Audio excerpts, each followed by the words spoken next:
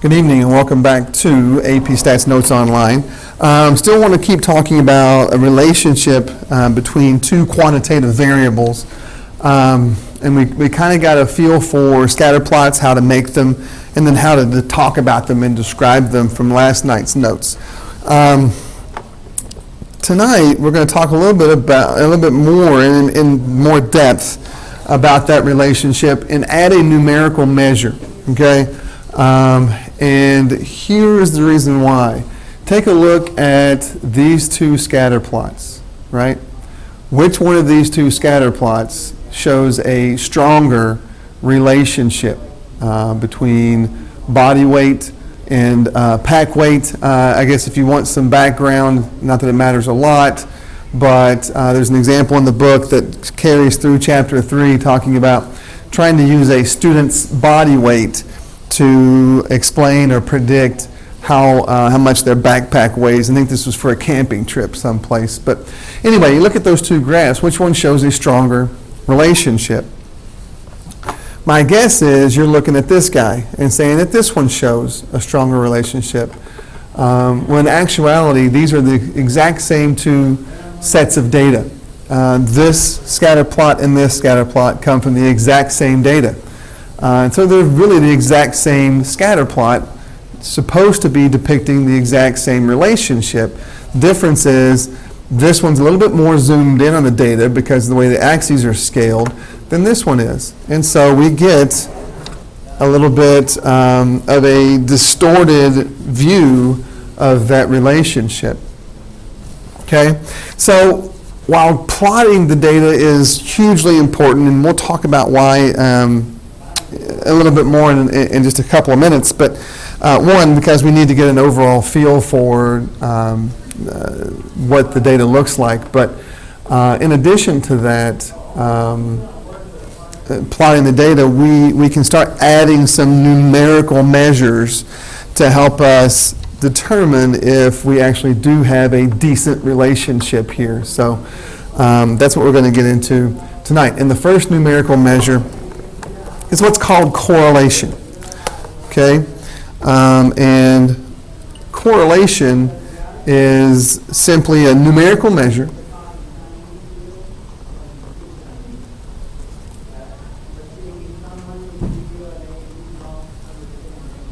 that's used to describe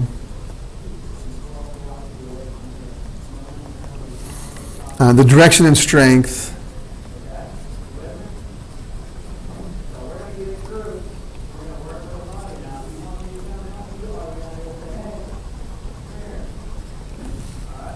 of a linear relationship. Now I'm going to put that in all caps. Of a linear relationship, and because and the reason why I want to do that is because we need to make sure that first of all that correlation, or R is the letter we use for this correlation, also called a correlation coefficient. It can only be used to describe a linear relationship. Now, in a nonlinear relationship, you can get a value for R for correlation, but it doesn't make any sense. Correlation is only used for linear relationships, and of course, it's between two quantitative variables. So do make sure that if you're going to talk about R, if you're going to talk about correlation, that it is for a linear relationship. Okay? Some things to know about correlation, or R. First of all, it's always between -1 and 1. Okay? So obviously if R is positive, it means a positive association.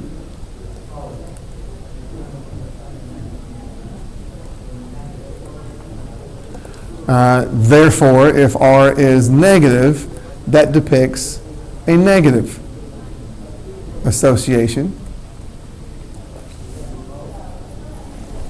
As far as strength goes, if R is close to 0, I won't say equal to 0, if R is close to 0, that's your weak. This is your weak relationship. Okay? Not -1. If it's close to 0, that's your weak relationship. Some other things. So that if 0 is your weak relationship, then obviously as R gets closer to -1 or 1, the relationship gets stronger. Okay? The relationship gets stronger.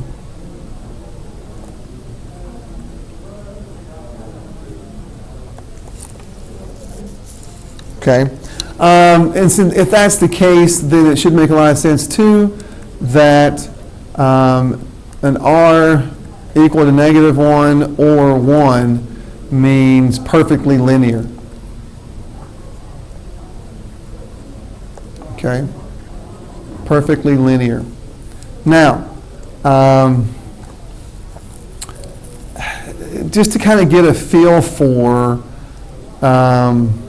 what R values are weak and moderately weak, or what have you, I'll add in this number line where if this were 0, this were -1, and this were 1, some decent ideas of where we kind of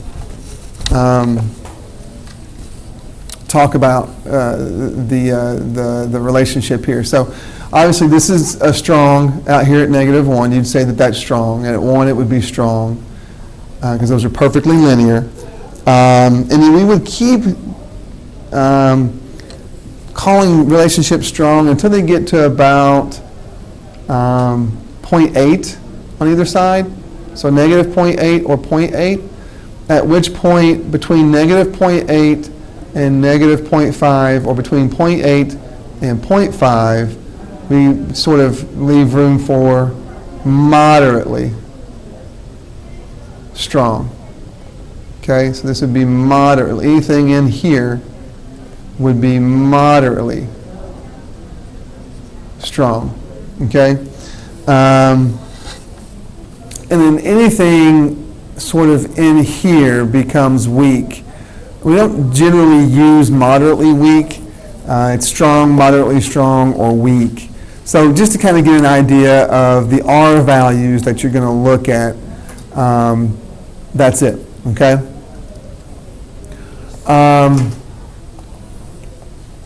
Correlation is an actual numerical measure. It does actually have a meaning. It does come from somewhere. So there is a formula for it. The formula for R looks like this, where it's that weird statistical average of something again. And then what we're going to do is we're going to sum up some stuff. So we're going to do some things and then sum up a bunch of different terms. So here's the formula, and if you pay attention to what you're writing down, then you'll start to recognize what this is. Okay? So as you're getting that down, let's talk a little bit about, and by the way, this is in your blue formula packet. This is in your blue packet. Okay? Not that I don't think you're ever going to need it, unless you want to talk about what happens to R, or if correlation is a resistant measure, which we're going to talk about in just a second, okay? But what's actually going on here? I do want to talk about the formula real quick because I want to make sure we understand what's going on with R. So what does R do? Well, it looks like R is going to do a calculation which looks that involves x minus x bar over s sub x, y minus y bar over s sub y. And what are we doing when we do these calculations? Well, in a scatter plot, every point is a coordinate, right? It's got an x value and a y value. So what we're basically doing is that for every point on the scatter plot, and I think in your formula packet these might have x sub i's and y sub i's. They just let you know that you will do this for each x and each y, so we do it for each point in the scatter plot. We convert those coordinates into z-scores, right? These are just z-score calculations. In other words, positions. We take the x-coordinate and the y-coordinate for each point, and we convert them down into their positions in the distribution. How far away from the mean, either above or below, are these different values, x comma y's. And we do them together, right? We can calculate the average of the x's and the average of the y's, those two x bar and y bar bars, and we can actually draw them in the scatter plot if we wanted to. And so each point, each coordinate, we're going to find out how far away the x coordinate and the y coordinate are from the x mean and y mean. So positioning, we're trying to find out where those dots are in relationship to the mean. And then we're going to multiply those together. So we're going to do that for each point. So point 1, we would do the z-score for x, the z-score for y, and then multiply those two z-scores together. Now we'll do some units here, okay?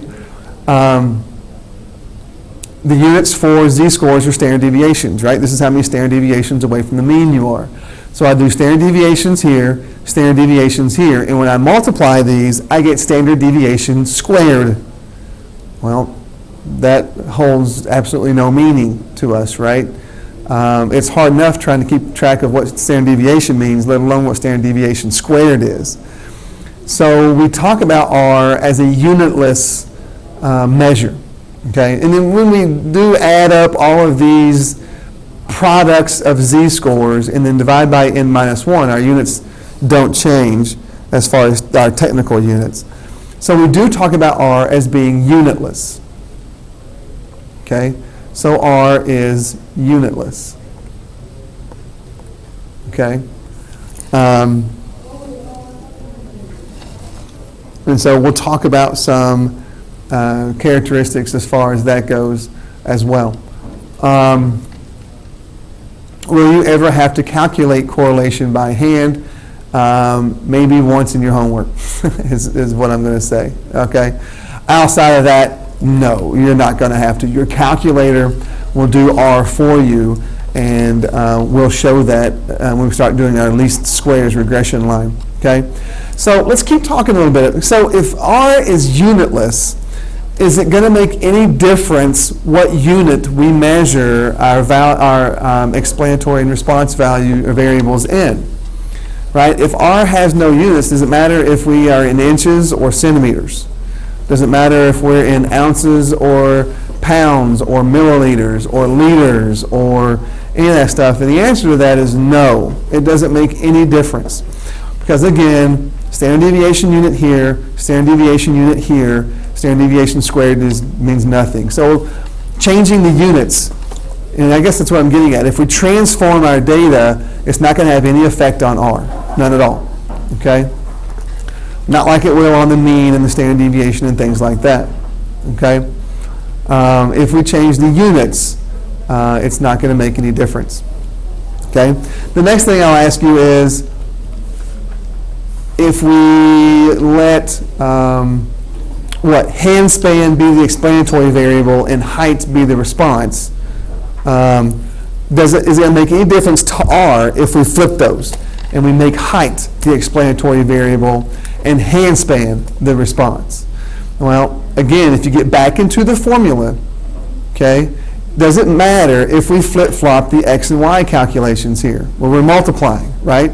We're multiplying all of these z-scores together. So it doesn't matter if we do x times y or y times x as far as the product goes. The answer to that is no. So switching, that's the other characteristic I'll let you know too, is R is unitless. Switching the explanatory and response has no effect either.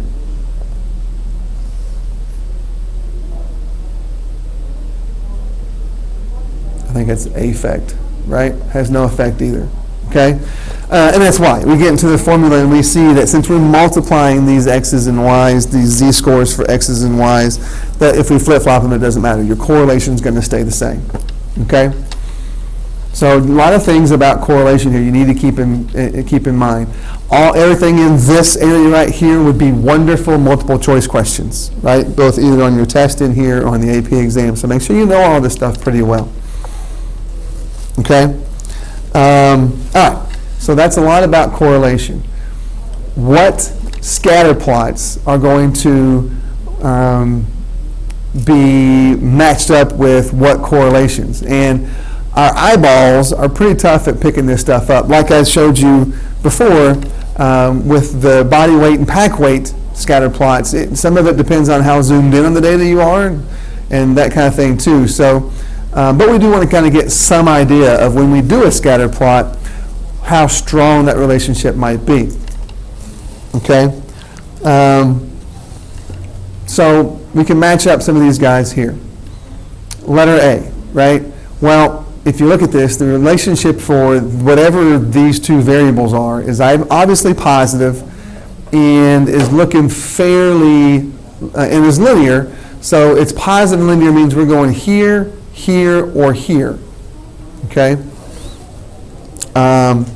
And if I'm looking at this guy right here, you can kind of try to use this oval method. How tight of an oval can you draw around your data? The tighter the oval, the flatter the oval, the stronger the relationship. The more of a circle it becomes, the weaker. And so this guy right here, I would suggest to you is about 0.7. Okay? Moderately strong, but still some room to be a little bit stronger. Okay? This guy here. Okay? If we're looking at these, in this letter B, can you get a direction out of this scatter plot at all? And if you're having a hard time, then we know we're going to be somewhere close to 0, right? I don't know if it's going to be negative 0.3 or positive 0.3. I could make a case on either direction. So I think this guy is probably pretty close to 0. Okay? Go back to this guy. Okay? Definitely positive, right? It's definitely going up. Not as strong as this guy. So we might drop this guy down to 0.3. Okay? This guy, can you get direction out of this?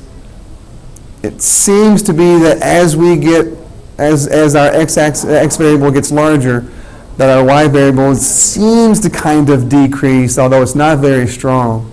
So I might recall this negative 0.3. Okay? And then this guy, can you get form? Can you get direction out of this guy? Absolutely. Definitely linear. Definitely as x increases, y is decreasing. And so we might get into a situation where this guy is about negative 0.7. Okay, negative because it's a negative association. Okay, and moderately strong. So I would maybe call these negative 0.7s. Could make a case for 0.9s, negative 0.9 and 0.9 here, but I think that's going to be closer to negative 0.7 or 0.7s there. Okay. And so, again, just using your eyeballs can be pretty tough. Okay? And we'll try this out a little bit in class tomorrow in the form of the next couple of things in your notes. Right, there's a couple of activities that I definitely want to do in class with you. There's a correlation applet that we'll take a look at, and then we'll match correlations with scatter plots in just a second as well. Okay? I will, as sort of a check your understanding goes here, or maybe we can do this in just a second.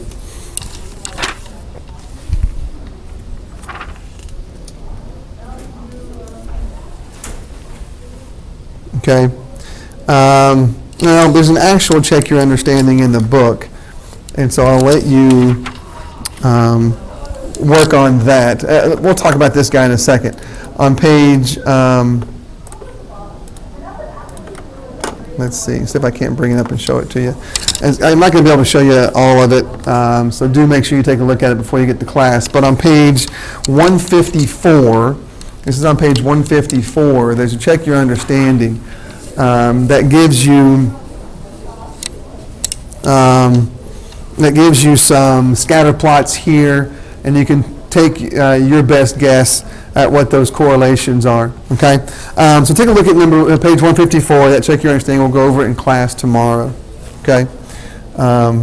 With that in mind, let's keep going through your notes. Now, how are points affecting your correlation, okay? Well, this is where we can kind of get back to this oval, drawing this oval, right? And we're going to use this picture. This is from a graphing calculator. These values are 1, 2, 3, 4, 5, 6, and then 1, 2, 3, 4, 5, 6, 7, 8, 9, 10, right? And so we've got 9 points here. The correlation right now is 0.71. If we were to actually go through and take this 1, 4 and do our z-score calculations, right? We'd have to know what the mean of x was over the standard deviation, and then do it for 4 as well so that we can multiply them together, right? And then do that for 1, 5 and 1, 6, and then add all those up and divide by n minus 1. So just a quick reminder of that formula, right? Then that value would give us 0.71, okay? If we add a 10th point to the original 9, match each of the points below with the correlation coefficient that would result if that point were added. So that's what I'm talking about. If we're going to add a 10th point, and if I draw an oval around this guy, then the question becomes, when I add that 10th point, is that 10th point going to make my oval longer and flatter, or is it going to make it a little bit more circular? If it makes it longer and flatter, then our correlation should go up. If it makes it more round, like a circle, then it should make our correlation go closer to 0. It should weaken it, okay? The flatter the oval, the stronger the relationship. Now, you have to also be careful that if we add a point, does it flip-flop it and make it negative? Is it possible to flip this thing around and this become a negative association? Okay? So I'll let you use your sort of your best guess, your best judgment, and then we can go through this together in class as well. Okay? I don't know if it's worth actually trying to calculate these by hand. I think that would take too long. Your calculator could do it, but I don't want. We can go through that at another time as well. So just plot the point and see if you can't reason it out, and choose one of these R's to go with each of these points that you add. Okay. So go through that, and we'll go over it in class tomorrow as well. Okay. All right. Let's move on.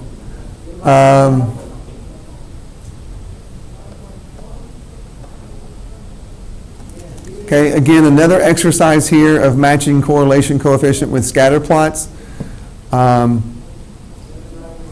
tell you what, instead of doing that check your understanding, why don't we do this? So here's what you need to do before you come to class tomorrow. Do this guy.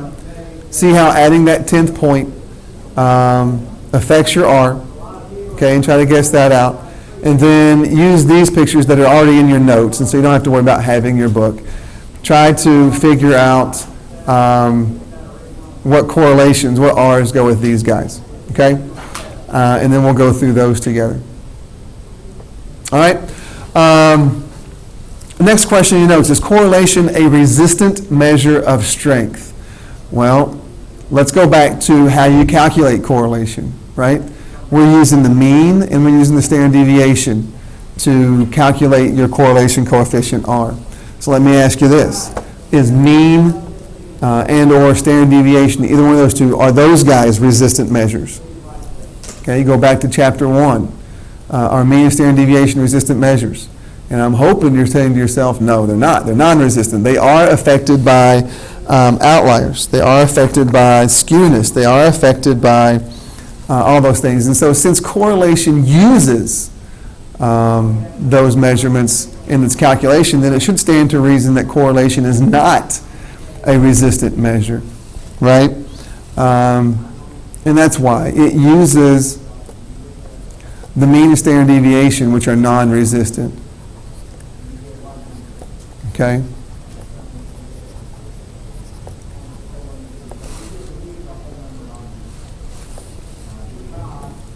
Which are non-resistant.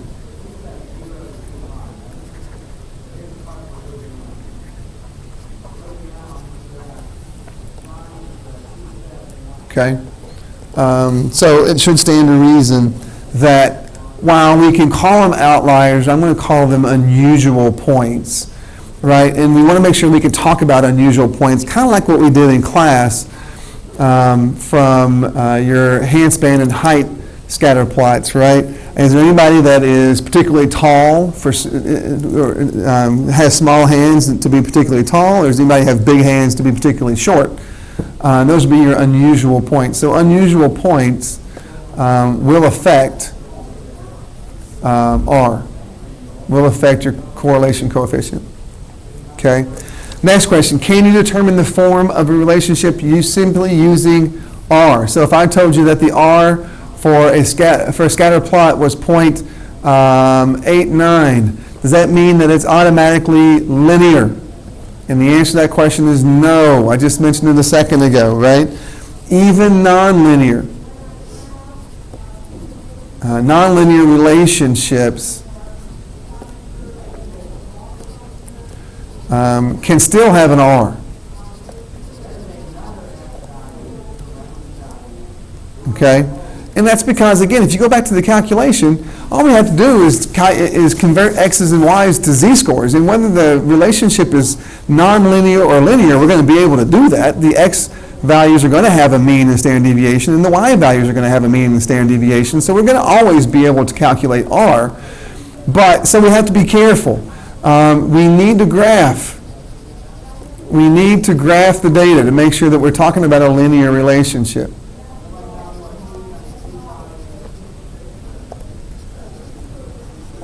To see the form, okay? It will let you know, it will give you some idea of how close to linear or, I don't know, strength, and kind of talk about how tightly linear things are. Anyway, we got to be really careful about trying to use just correlation to determine the form of a scatter plot of the relationship. We can't do that.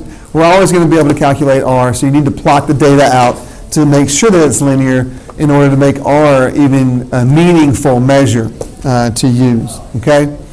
The next part says create a scatter plot of speed versus miles per gallon and describe the association. Okay? Why don't we do this with your calculator? Okay? I promised, not promised, but some of your homework problems are going to ask you to do this with your calculator. So take a couple seconds, and we need to type two lists out. Type in list 1 using speed, list 2 using mileage, and these are for cars, right? So how fast are you going, and then how many miles per gallon are you getting? So you can stop the video for a second, type these into your calculator, and we'll talk about how to use the calculator to do a scatter plot. Okay, you got them typed in. Here's what you're going to want to do. Okay, so you've got your data, and you have to have your data in two lists. So it's a plot. All right, so nothing like being interrupted by the bell. I apologize for that. Let's finish this up real quick. So you got your two lists typed in, speed and mileage. To get your scatter plot, and so a much faster way of creating your scatter plot than just doing it by hand, It's a plot, so we need to go to our plot menu, which is stat plot, second y equals. Okay, make sure you have one of your plots turned on. So plot 1 of mine is turned on. I can arrow down to a scatter plot, and it's this first option here. Okay, and so it wants to know where your lists are. My explanatory variable, which is speed, is in list 1. So I'm going to leave that alone. And then my response, which is the mileage, is going to be in list 2 for me. I'm going to mark my dots by, I don't care, what, plus signs? You want to do plus signs? That'll work. It doesn't really matter. Then we're going to hit graph and probably see nothing. Okay? Which is fine. We're going to zoom stat it. Zoom and just hit 9. That's your zoom stat. Okay? And so that is your scatter plot. Now, if you hit trace, it will walk you through each point. That's 20, 24, 30, 28, 40, 30, 50, 28, and 60, 24. Okay? So that's your scatter plot. The last thing in your notes, it wants you to describe the relationship here, right?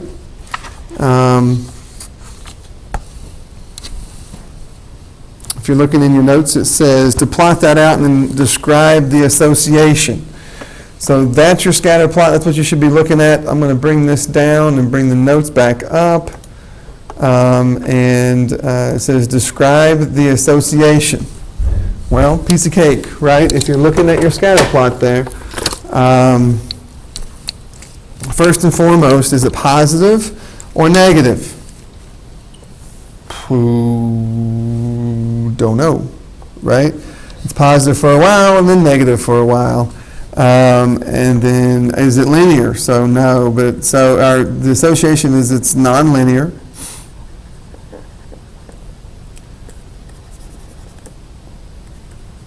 How about the relationship? So we're not using the pronoun. The relationship is nonlinear. And that's really about it, right? I mean, we can't go through our direction. Strength, we could try strength. It seems to be perfectly nonlinear, right? So maybe strong. But there's no direction. In outliers, there doesn't seem to be anything that deviates from the pattern. So it becomes very tough to talk about the association when it's a nonlinear relationship. So, but wanted to show you an example of nonlinear. Now, watch this real quick. Does that mean we can't get an R? Does that mean I can't find the mean for X and the mean for Y and the standard deviation for X and the standard deviation of Y and go through the R calculation? No, of course not. Of course we can. And so I'll show you that. If we hit stat calc, I'm going to go down to 2 variable stats now and do my 2 variable stats for list 1 and list 2. And we'll see this again sometime. Don't worry about it. But I've got a mean of 40 for my X's and a standard deviation of 15.8. And I've got a mean of 26.8 for my Y's and a standard deviation of 2.7. So I can go through and do the R calculation. I can definitely give an R value for that. And I'll show you what that R is. Again, don't worry about where this came from, okay? But here, for this relationship, the R is going to be 0. So it's weak. It's a weak relationship, but it's not even linear, so the R doesn't make a lot of sense here anyway, okay? So just wanted to show you that.